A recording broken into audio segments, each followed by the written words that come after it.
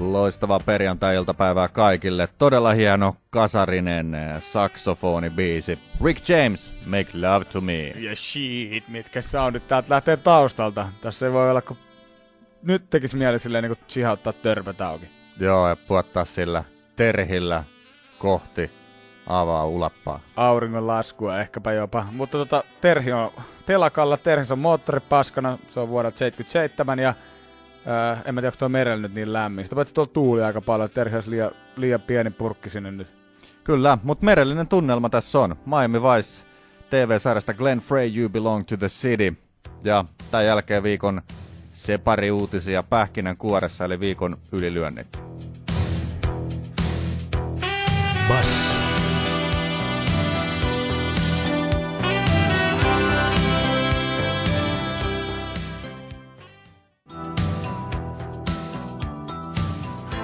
Hikinen iltapäivä.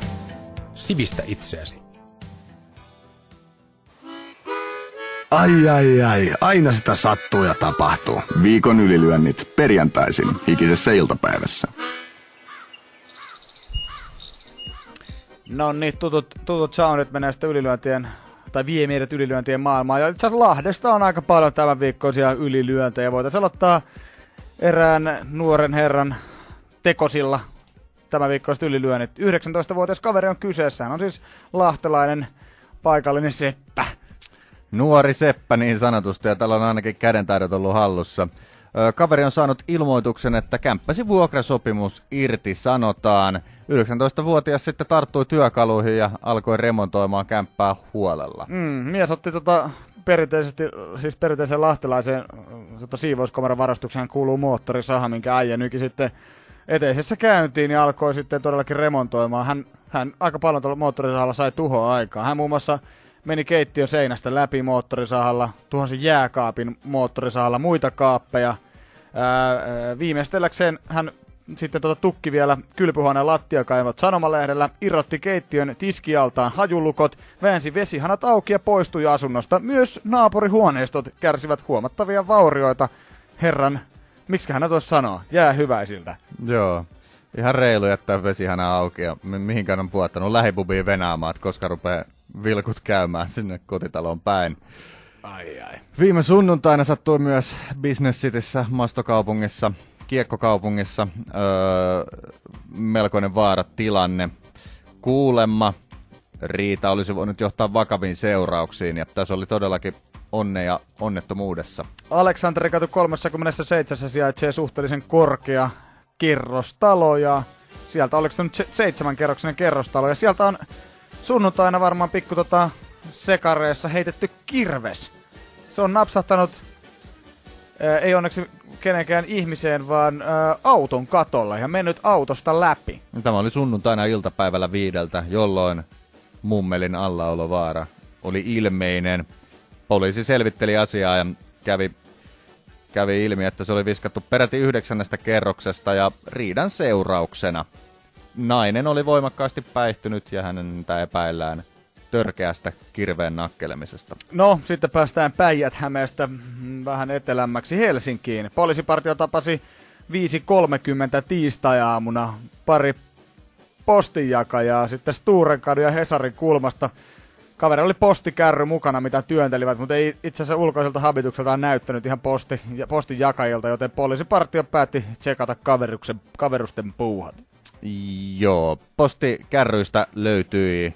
Se oli itse asiassa täynnä huurteisen kylmiä holijuomia, bissejä, siideriä, kuplivaa.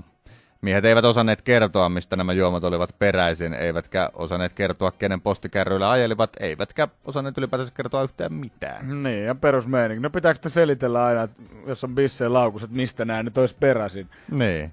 Panimoltahan nämä alun perin. Niin. Kilaanit kylmiä huurteisia 5.30 työntelee kärrytolkulla. Siis ne on varmaan kelannut, että ne on lyönyt sellaiseen kultasuoneen, että ei mitään järkeä. Nyt vaan Artsin Biketille nämä fikkaa ja voidaan naattia koko viikko.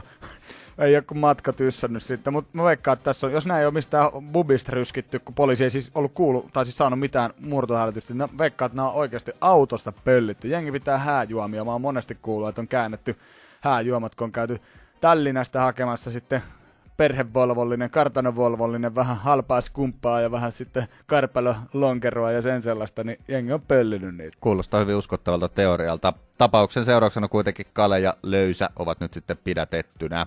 Palataan takaisin Lahteen. Tässä on kanssa erittäin hämmentävä nuorisokeissi.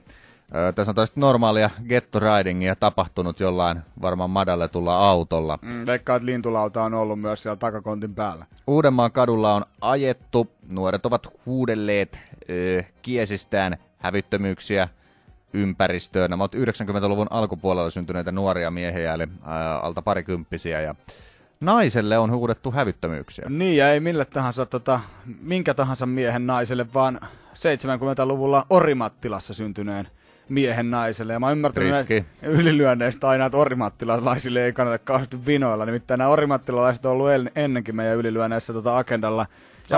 Sama koskee nastolalaisia, että kaikki naapurikunnat ovat kovia vetämään lahtelaisia turpaan. Ahaa, okei, tää on paikallinen vääntö. No orimattilalainen äijä oli hermostunut pahemman kerran, lähtenyt ajamaan näiden nuorukaisten perään, ja äijät sitten paino lämän tiskiin. Uudenmaan katua painettiin yli 100, mutta 70-luvulla syntyneen tuunin kiesi sitten ilmeisesti kulki vähän lujempaa, joten tää äijä yritti ajaa näitä nuoriskloddeja tieltä. Ajo siis niitä päin, tökki puskuri autoon, suoraan jostain niinku takaajotilanteesta, mutta leffasta. Joo, ja siinähän on kaiken näköisiä liikenneriskiä, eli takapuskuriin tölväilty.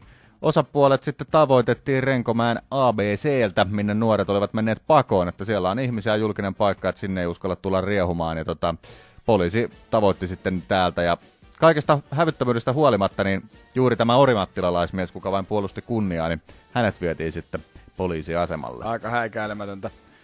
No, hetkinen, montas ylilyöntiä meillä on tänään? 5-6 ja...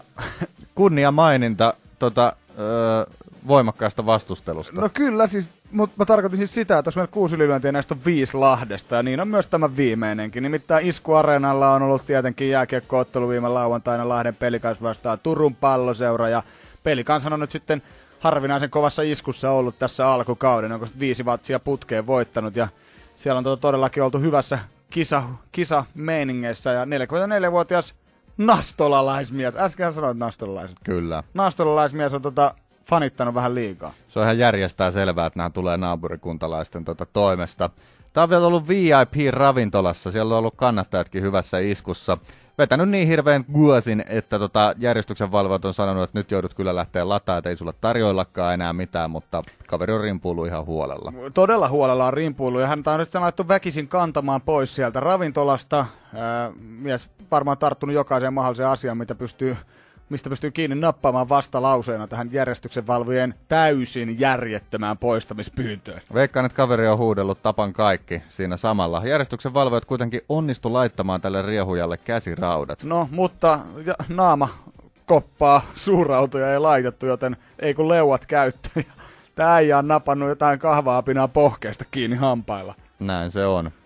Ja vammahan siitä tuli, järjestyksenvalvojalle joutui lähteä hoitoon, ja kaveri sitten otettiin kiinni pahoinpitelystä epäiltynä. Näin, tällaisia ylilyöntejä, ja nyt kun on näin hyvä sää, niin voi olla, että ensi viikolla vielä parempi. Enkä mä olisi niin huolissani jääkiekos kaukalon sisällä tapahtuvasta väkivallasta, vaan nimenomaan siinä välittömässä läheisyydestä tapahtuvasta huutelusta ja tunteiden kuumenemisesta. Oli kyseessä sitten vanhemmat tai muuten vaan päihtyneet kannattajat. Niin, no mut välillä kun menee katsoo jotain junnumatseja, niin siellä on paljon timmimpi ja raaempi meno vanhempien välillä kuin tuolla ihan niinku SM-liigatasolla. Näin se on. Samoja juttuja uusin mausteen sitten ensi viikolla. Sama kanava, sama paikka, sama aika. Ai, aina sitä sattuu ja tapahtuu. Viikon ylilyönnit perjantaisin hikisessä iltapäivässä.